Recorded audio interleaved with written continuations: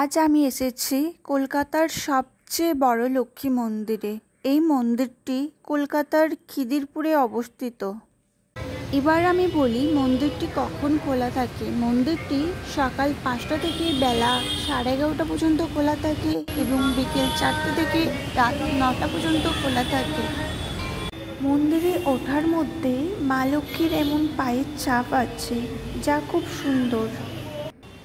সামনেই সুন্দর এমন একটা আলপনার মতো কাজ করা আছে মার্বেলের ওপর। মন্দিরের ডান পাশে রয়েছে বজরংবলী হনুমানজির মূর্তি এবং বাম পাশে রয়েছে খুব সুন্দর গণেশ মূর্তি।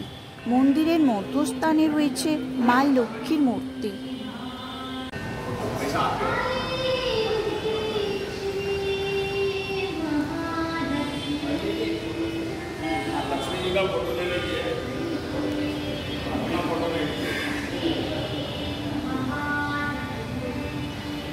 মন্দিরের ছাদে এত সুন্দর কাজ মুগ্ধ করে আমাদের, বিশেষত মন্দিরের এই অংশটা যেখানে সূক্ষ্ম কাজ করা আছে। আমি মূল মন্দিরের বাইরে মন্দির চত্বরটা ঘুরে ঘুরে আপনাদের মন্দিরের সৌন্দর্যটা দেখাচ্ছি।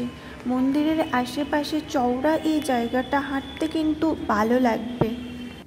সত্যি বলতে এত বড় লক্ষ্মী মন্দির কিন্তু কলকাতার কোথাও নেই। দেখুন এখান থেকে কত সুন্দর লাগছে মন্দিরটা দেখতে।